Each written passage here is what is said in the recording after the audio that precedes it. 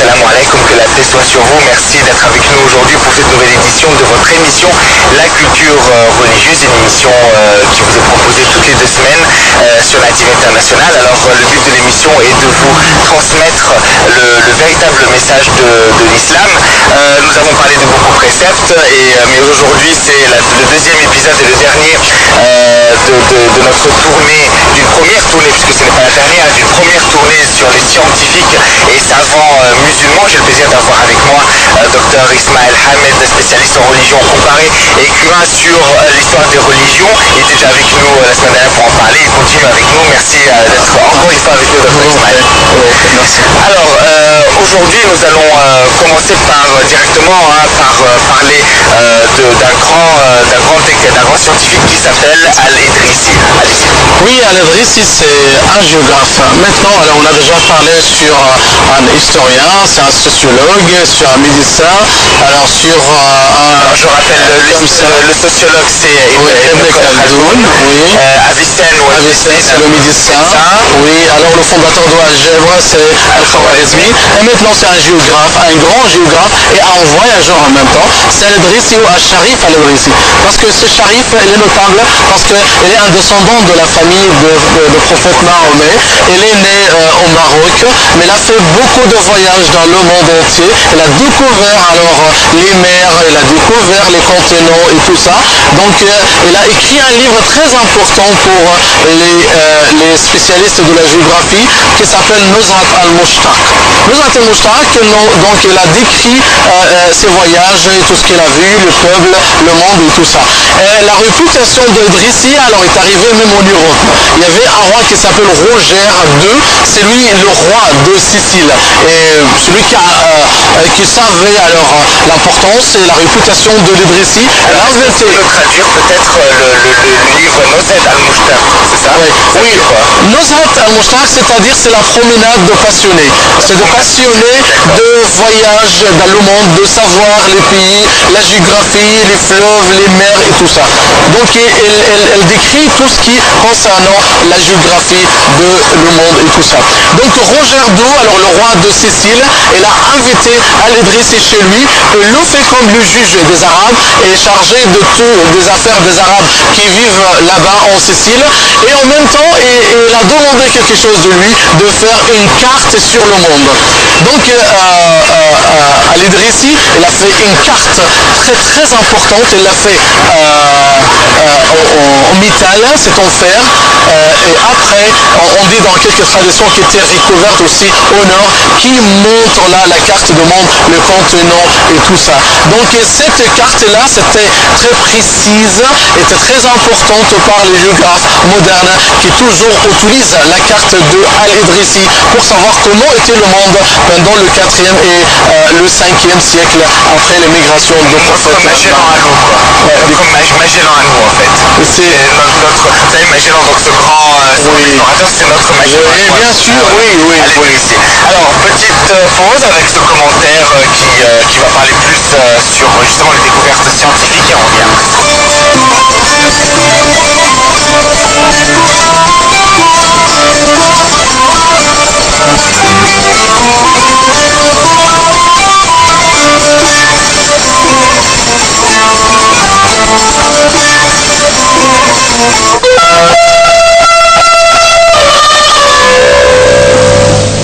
علاء الدين أبو الحسن ابن حزم القرشي الدمشقي, connu sous le nom Ibn al-Nafis, était un médecin arabe très connu et un scientiste de renommée.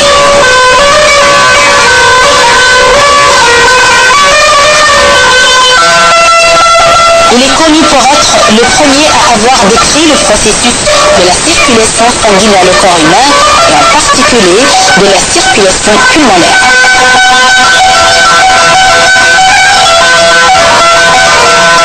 Ses contemporains lui donnaient la même stature qu'Ibn Sina, au plan de l'autorité scientifique et de la connaissance médicale.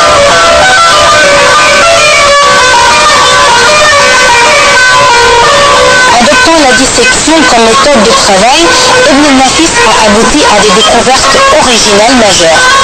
Découverte de la circulation sanguine dans les artères coronaires, la circulation sanguine vers les poumons, mais pour les fournir en air et non en aliments, l'inexistence d'air ou de sédiments dans les artères pulmonaires, comme le prétendait Galien, et la présence du sang seulement.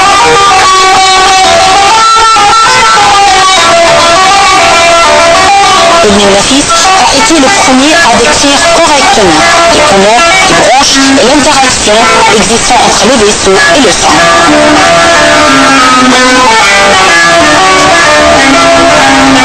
Son ouvrage le plus important reste les commentaires sur l'anatomie du canon d'Ibn Sina, découvert plus tard par hasard, en 1924, dans une librairie de Prusse par un médecin égyptien.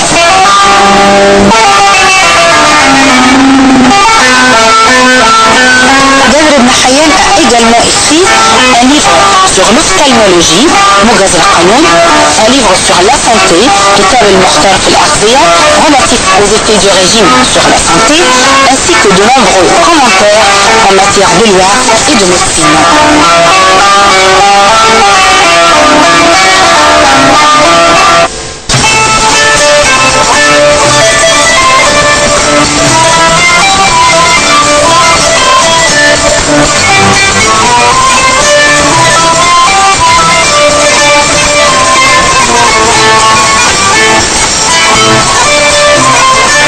Pour notre tournée des scientifiques musulmans. Alors, Ibn al-Nafis, Dr. Ismail. Ibn al-Nafis, c'est un médecin encore, mais un médecin qui a fait une grande découverte.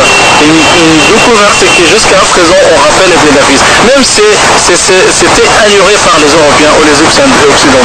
Parce que Ibn al-Nafis, alors il était un grand médecin de Damas, et il est venu en Égypte pendant le 7e siècle après la migration du prophète Mahomet. Il a travaillé dans l'hôpital au Bimaristan de Sultan Kalaoun qui se trouve maintenant dans la rue de Moïse el-Din là.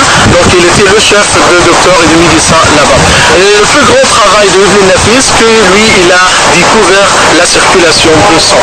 Pour la première fois de l'histoire, pendant le 14e ou le 13e et 14e siècle après Jésus-Christ, qu'on parle d'une circulation de sang, alors c'est dans le cœur et tout ça.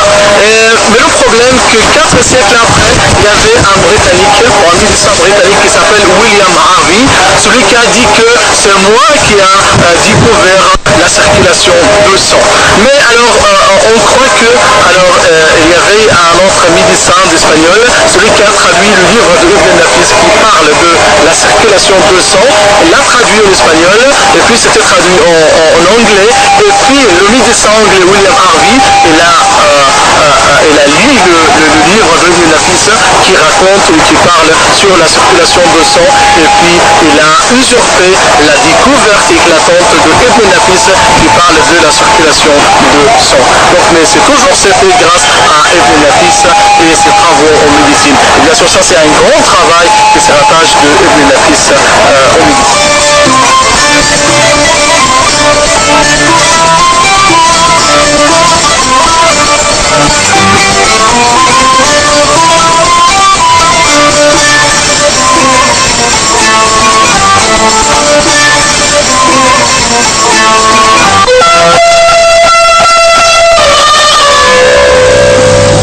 Jabr ibn Hayyan, né en 721 en Iran et mort en 815 à Koufa, est considéré comme le père de la chimie.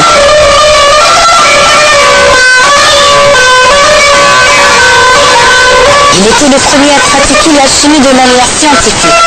Ibn Hayyan a écrit plus de 100 traités sur des sujets variés, dont 22 concernent la chimie.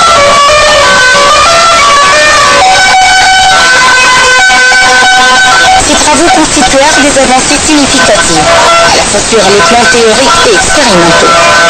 Ces livres influencèrent les alchimistes européens qui justifièrent leur quête de la pierre philosophale.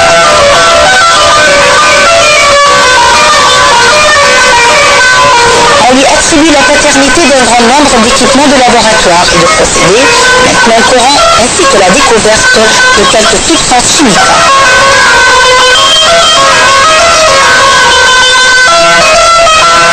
Ces des livres basés sur des observations expérimentales dans une systématisation des procédés chimiques fondamentaux tels que la calcination, la sublimation et l'évaporation.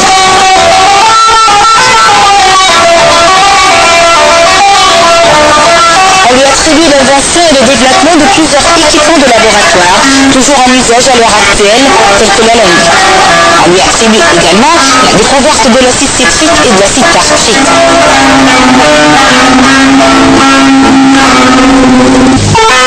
Ibn Hayyan appliqua ses connaissances à l'amélioration de nombreux procédés de fabrication, parmi lesquels la fabrication de l'acier et de divers métaux, la prévention de la rouille, la teinture des vêtements, ainsi que l'analyse de pigments.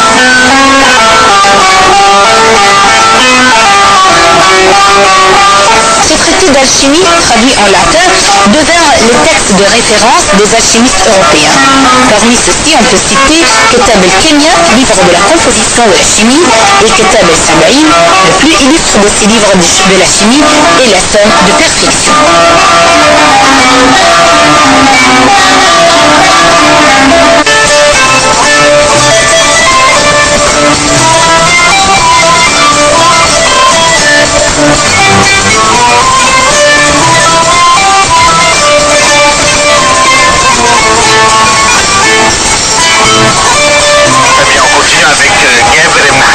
Oui, Gabr ibn Hayyan, alors c'est considéré comme un grand scientifique de la chimie.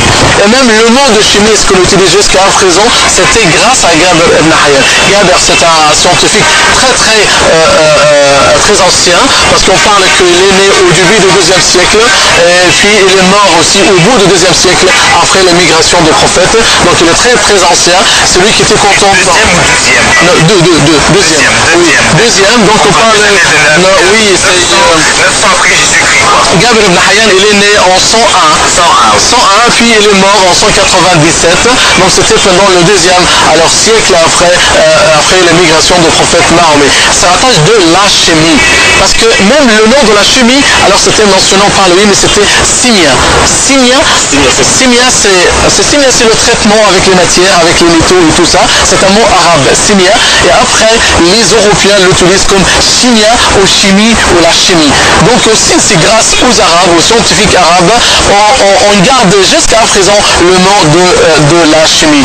Avant, la chimie c'était avant Gabr ibn Hayyan, c'était basé sur la magie, sur les expériences primitives et tout ça. Mais avec lui, c'était avec l'observation, l'expérience et tout ça. En même temps, il a fait de règles, il a fait de principes d'utiliser la chimie. Donc c'était grâce à lui un grand développement, un grand progrès de la part de la chimie. C'est grâce à Gabr ibn Hayyan. Eh bien, comme vous êtes accoutumés avec nous, chaque édition vous présente une mosquée historique en Égypte. Je ne cesserai jamais de le dire. Si vous partez au Caire, n'hésitez pas à visiter le vieux Caire, le quartier de Fustat, ou surtout le complexe, au Mujamma al-Adyan, le complexe des religions. Temple, église, mosquée cohabitent. C'est tout ça l'esprit de l'Égypte, cet esprit de communion. Allez, sans plus tarder, je vous laisse regarder El Qasr al-Sakakini ou le château al-Sakakini.